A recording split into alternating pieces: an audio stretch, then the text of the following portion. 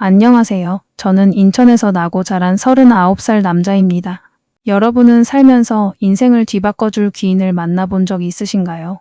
저는 39이라는 결코 적지 않은 나이에 전혀 뜻밖의 장소에서 뜻밖의 사람을 귀인으로 만나게 되어 이렇게 사연을 적어봅니다.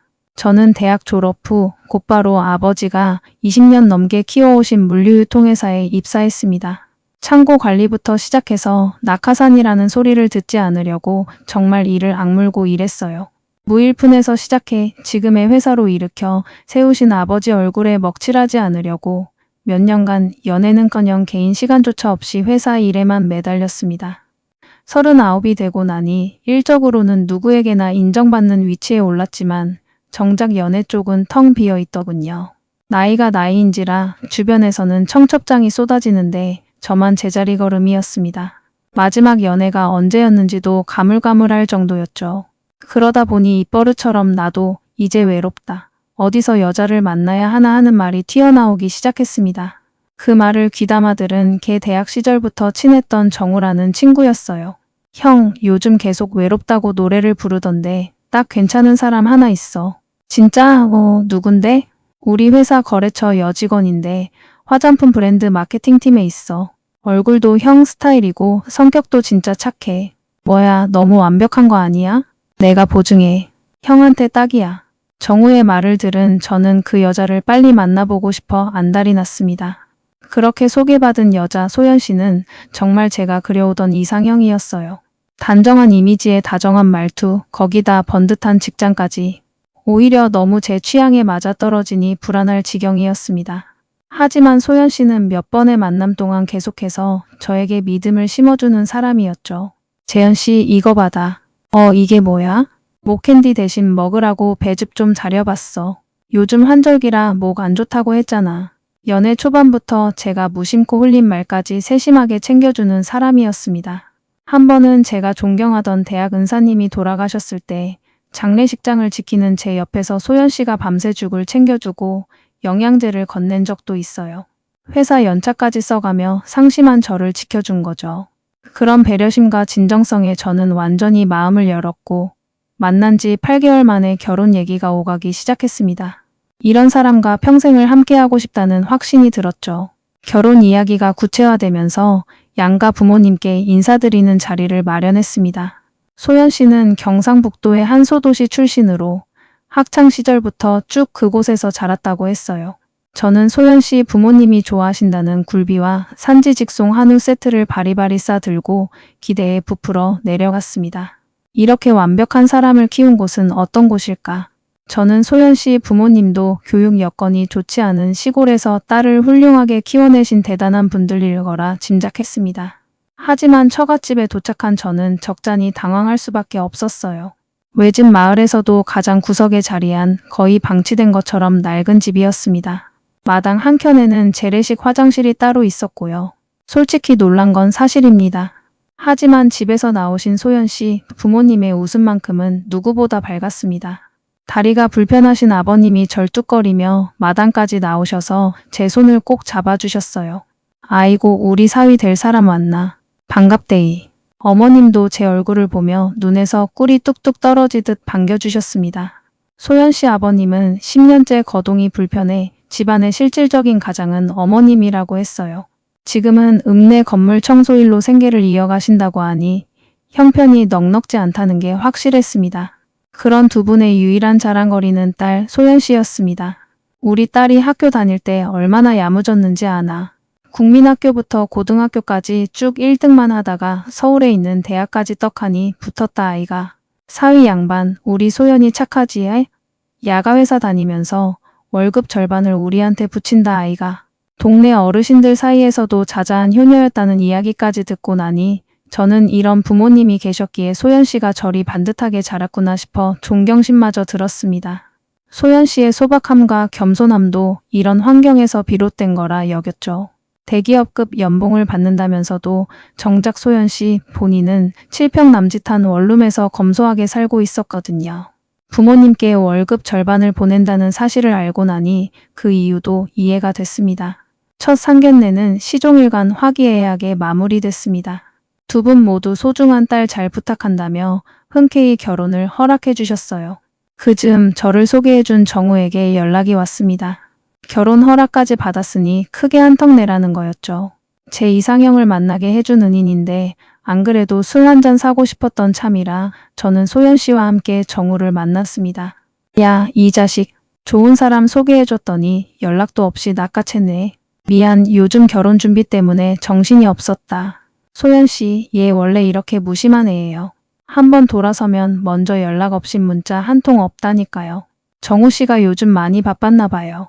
그날 정우는 결혼식 준비를 자기가 도와주겠다며 이것저것 챙겨주겠다고 나섰습니다. 저는 그런 정우가 고마워서 제 결혼식 날 입을 맞춤 정장을 선물하겠다고 약속했어요. 이후에도 저와 소연 씨, 정우 셋이 종종 식사나 술자리를 가졌습니다. 소연 씨 말로는 결혼할 사이니 서로의 친구들과 어울리는 게 유대감을 키우는데 좋다더군요. 그렇게 저도 소연 씨 친구들에게 몇 번 인사를 했고 서로의 인맥을 나누다 보니 알 수 없는 안정감이 생기는 듯 했습니다. 소연 씨, 결혼 준비는 잘 되어가요? 아직 제자리 걸음이에요. 재현 씨 아버님을 아직 못 뵀거든요. 왜? 아버님을 왜 아직도 소개 안 해드렸어? 아버지가 요즘 지방 출장이 잦으셔서 자리 잡기가 힘들었어. 곧 만들게. 혹시 아버님이 결혼을 너무 서두른다고 뭐라 하신 거 아니야? 그런 거 아니야. 이상한 생각하지 마, 소연아. 저는 혹시라도 소연 씨가 오해할까봐 서둘러 아버지와의 자리를 잡으려 했습니다. 그런데 바로 그때 소연 씨가 임신 사실을 알려왔어요. 서로 좋아하는 마음이 앞섰던 걸까요? 양가 부모님을 다 뵙기도 전에 찾아온 소식이었지만 어쨌든 축복이었기에 저는 진심으로 기뻤습니다. 다만 소연 씨는 둘만의 신혼을 누릴 틈이 없다며 살짝 아쉬워하더군요. 혹시 모를 상황에 대비해 저는 아버지께 소연 씨를 먼저 소개해드린 뒤 임신 소식을 전하기로 마음먹었습니다. 드디어 아버지와의 첫 만남 날이 되었어요. 안녕하세요, 아버님. 한소연이라고 합니다. 반가워요. 재현이 짝이 될 사람이라고요. 네, 아버님 정말 뵙고 싶었어요. 재현 씨가 아버님 닮아서 훤칠한가 봐요. 말씀도 예쁘게 하시네. 분위기는 나쁘지 않았습니다. 소연 씨 특유의 부침성 좋은 태도에 평소 무뚝뚝하시던 아버지도 이런저런 질문을 건네셨어요. 저는 속으로 이대로만 가면 양가 모두의 축복 속에 결혼식을 올리겠구나 하고 안심했습니다. 식사를 마치고 소연 씨를 집에 데려다 준 뒤 본가로 돌아온 저는 아버지의 감상이 궁금해 견딜 수가 없었습니다. 좋은 사람을 데려왔다고 칭찬해 주실 줄 알았죠. 하지만 절 기다리고 있던 아버지의 입에서 나온 말은 전혀 예상 밖이었습니다. 재현아, 너 그 사람 어떻게 만난 거냐? 갑자기 왜 그러세요?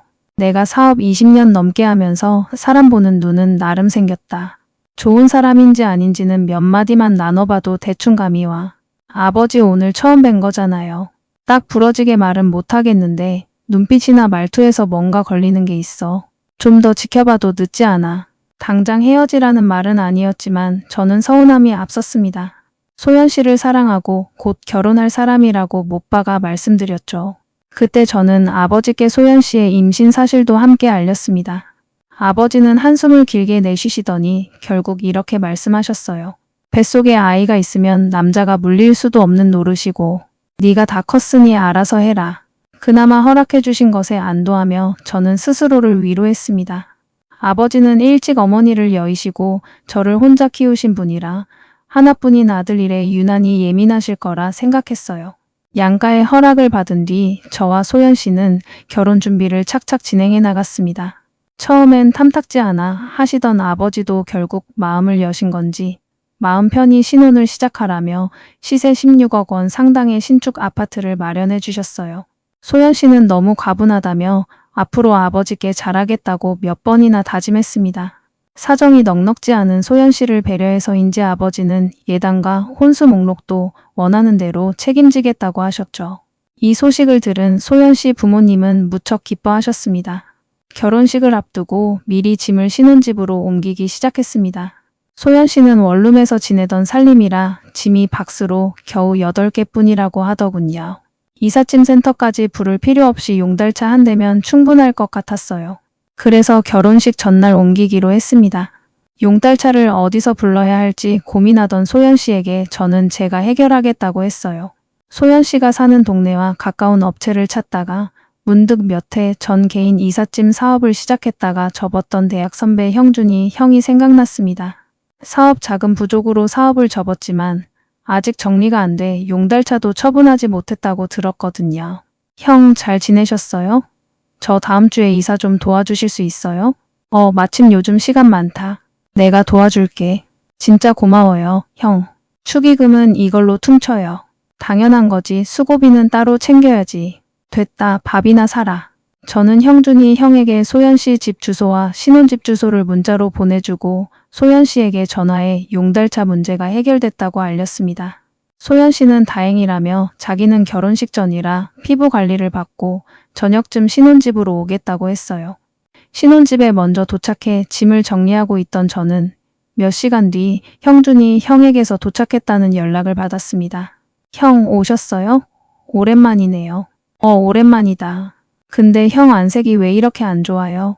재현아, 이걸 너한테 어떻게 말해야 할지 모르겠다. 형준이 형은 어두운 얼굴로 주저하더니 저에게 무언가를 털어놓기 시작했습니다. 그리고 그 입에서 나온 이야기는 도저히 믿기지 않을 만큼 충격적이었어요. 내가 들으려고 들은 건 아닌데 짐 챙겨서 나오다가 소연 씨가 통화하는 걸 들었어. 일단 이거 들어봐. 형준이 형은 스마트폰을 꺼내 녹음 파일을 재생했습니다. 다 버려도 돼. 옷도 반은 버렸어. 이제 진짜 팔자 좋은 집안에 시집 가는데 이런 짝퉁들 왜 들고 가? 야, 그 집 신혼집이 16억짜리래. 몇 년만 지나면 20억, 30억은 될 거야. 이혼하면 절반은 내 거야. 아이고 얘 말하는 것 좀 봐. 그러게 누가 남자 보는 눈이 없대. 그 남자가 용달 불러놨다니까 곧 오겠지. 손 하나 까딱 안 해도 돼. 저는 그 자리에 얼어붙었습니다. 녹음 속 목소리는 분명 며칠 뒤 저와 결혼할 소연 씨였어요. 저를 호구로 잡았다며 낄낄대는 목소리에 정신이 아득해졌습니다. 주소 알려준 대로 가보니까 현관문이 열려있더라. 용달 보낸다고 미리 얘기했다니까 나 들어오는 줄도 모르고 계속 통화하고 있었어. 이거 결혼식 당장 엎어야 하는 거 아니냐. 저는 형준이 형에게 그 녹음 파일을 보내달라고 부탁하고 짐은 일단 형이 다시 가져가 달라고 했습니다. 그리고 소연 씨에게 문자를 보냈어요. 오늘 컨디션이 안 좋으니까 신혼집엔 못 갈 것 같아. 그리고 결혼 전날 신랑이 신부 보면 부정 탄다더라. 오늘은 일찍 쉬고 내일 식장에서 보자. 제 운명의 여자라고 믿었던 사람이 알고 보니 처음부터 저를 이용할 계획을 세운 사람이었다는 사실에 저는 문득 아버지의 말씀이 떠올랐습니다. 아버지의 촉이 정확히 맞아떨어진 거였죠. 부모가 말리는 결혼은 하는 게 아니라더니 정말 그 말대로였습니다. 저는 텅 빈 신혼집 한가운데 서서 멍하니 생각했습니다. 내일은 소연 씨와 제가 수백 명의 하객 앞에서 혼인 서약을 할 예정이었습니다. 눈앞이 캄캄해졌어요. 이걸 어디서부터 어떻게 정리해야 하나 머리가 지끈거렸습니다. 그러다 문득 신혼집을 둘러보니 소연 씨가 고른 자재와 벽지로 리모델링된 깔끔한 인테리어, 최신 가전제품들이 눈에 들어왔습니다. 그걸 보고 있자니 오히려 냉정하게 정리가 되더군요. 내가 얼마나 잘해줬는데.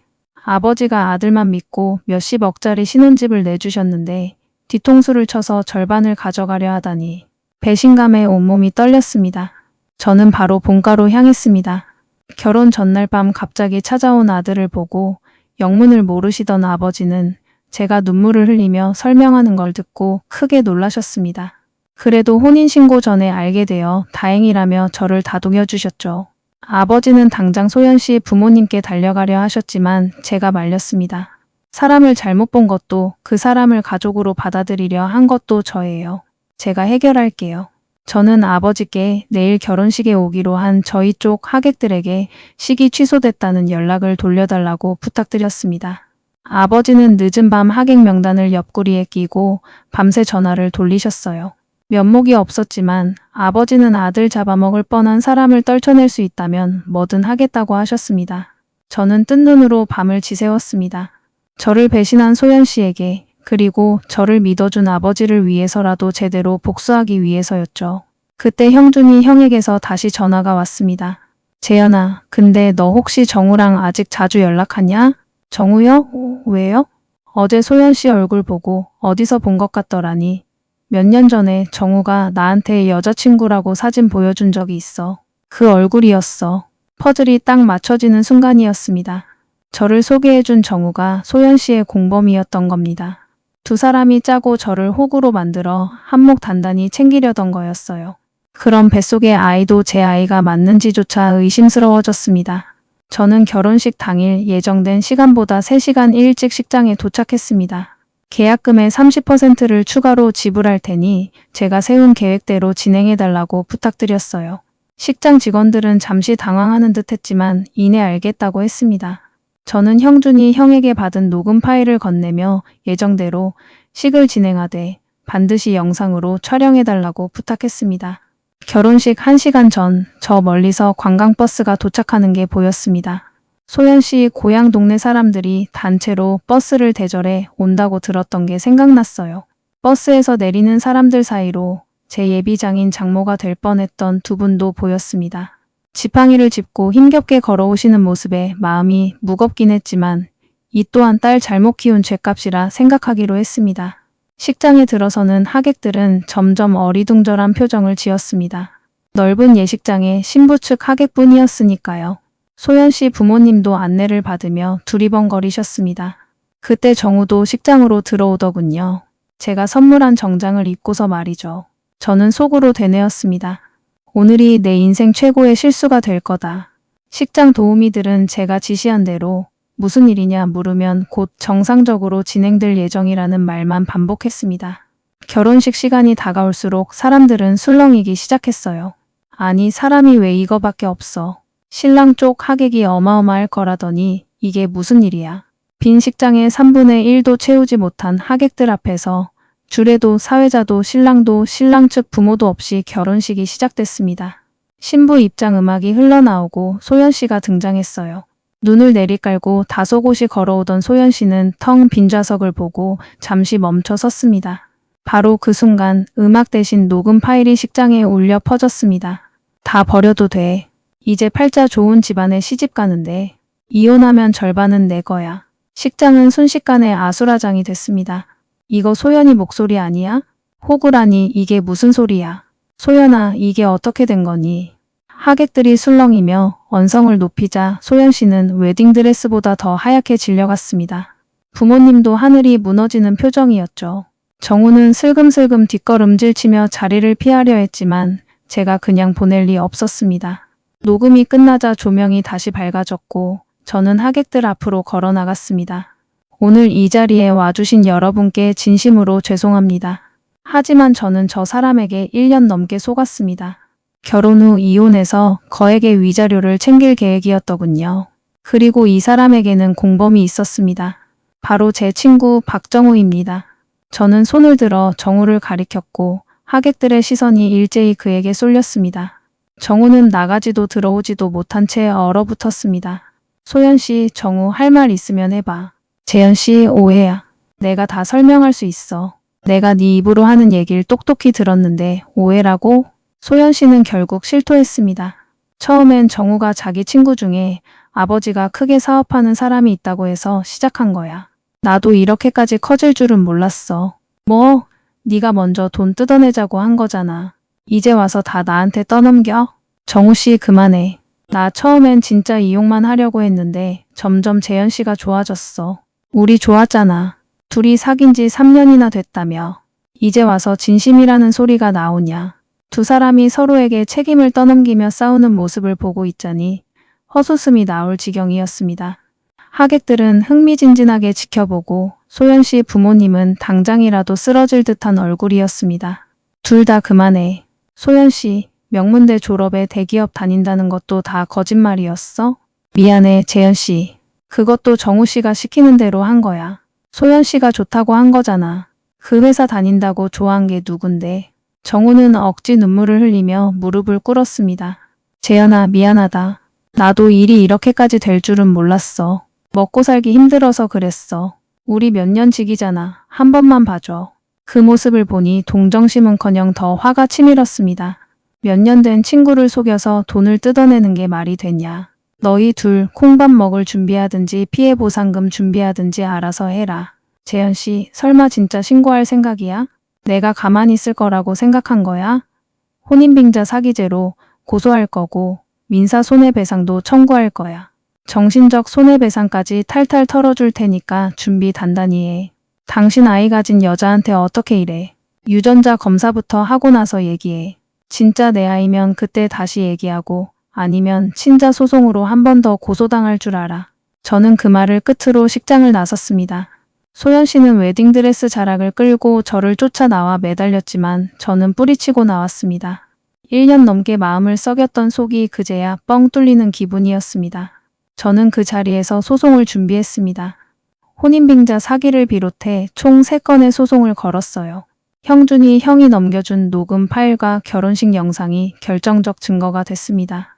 사기로 취득한 재산까지 모두 밝혀졌고 법원은 두 사람에게 정신적 손해배상으로 위자료를 지급하라는 판결을 내렸습니다. 제가 받은 상처에 비하면 턱없이 작은 금액이었지만 두 사람을 괴롭히기엔 충분했습니다. 정말 우스운 건 소연 씨가 포기하지 않고 정말로 친자 검사를 진행했다는 겁니다. 그걸 빌미로 다시 엮으려 했던 거겠죠. 하지만 결과는 제 아이가 아니었습니다. 심지어 정우의 아이도 아니었어요. 소연 씨에게는 제3의 남자가 따로 있었던 겁니다. 여러분 믿어지시나요? 정말 끝도 없이 가지가지였습니다. 소연 씨는 결국 정우에게도 버림받고 고향으로 내려가 미혼모로 살고 있다고 합니다. 그 난리를 다 지켜본 부모님도 차마 딸을 내치지는 못하셨겠죠. 정우 소식은 그 이후로 전혀 들리지 않습니다. 대학 동창들 사이에 소문이 다 퍼져서 인연이란 인연은 죄다 끊겼다고 하더군요. 다 자업자득이라고 생각합니다. 시간이 꽤 지난 지금도 가끔 생각합니다. 그때 형준이 형에게 이사를 부탁하지 않았다면 어떻게 됐을까요? 만약 형이 그 통화를 우연히 듣지 못했다면 저는 몇 년 뒤 이혼당해 위자료만 날리는 처지가 됐을 겁니다. 정말 천운이 도왔고 형준이 형이 제 인생을 구해준 셈이죠. 그 일로 저는 인생의 귀인이 존재한다는 걸 믿게 됐습니다. 사람은 누구나 인생을 구원해줄 만큼 큰 도움을 한 번쯤 받는다고 하죠. 그리고 그 도움을 받아 위기를 넘겼다면 은혜를 갚고 나눌 줄 알아야 한다고 생각했습니다. 도움만 받고 입을 씻는다면 다시 찾아올 행운마저 걷어차는 셈이니까요. 저는 사업 자금이 부족해 접었던 형준이 형의 이삿짐 센터에 투자하기로 했습니다. 형, 저 진짜 형 덕분에 살았어요. 야, 그만해. 나도 우연히 들은 것뿐인데 그 정도로는 부족해요. 처음에 생각하셨던 사업 자금 얼마였어요? 왜 네가 그걸 물어? 제가 투자할게요. 실없는 소리 하지 마. 형 없었으면 그 여자한테 뜯길 돈이었어요. 형 사업 자금은 그 돈의 10분의 1도 안 될 거예요. 몇 번의 실랑이 끝에 형준이 형은 결국 제 투자를 받아들였고 이삿짐 센터를 다시 열었습니다. 저희는 서로에게 귀인이 된 셈이었죠. 아버지는 저를 보고 호되게 한번 당해봐야 진짜 어른이 되는 거다라고 하셨습니다. 저는 그 상처를 잊기 위해 요즘 일에 몰두하고 있습니다. 몇 주 뒤에는 장기 해외 출장도 앞두고 있어요. 새로운 일도 배우고 커리어도 쌓으면서 저 자신을 더 단단한 사람으로 만들어 보려 합니다. 어쨌든 이번 일로 제가 사람 보는 눈이 그리 좋지 않다는 것만큼은 확실히 증명됐으니까요. 불행을 그저 불행으로 끝내는 건 지혜롭지 못한 태도라고 하죠. 저는 이번 일을 하나의 출발점으로 삼으려 합니다. 사랑했던 사람에게 등을 찔릴 뻔한 불행을 딛고 새롭게 시작해보려 합니다. 이 이야기를 들어주신 모든 분들도 인생의 귀인을 만나시길, 그리고 언젠가 스스로도 누군가에게 귀인이 되어보시길 바랍니다. 모두 건강하시고 행복하세요.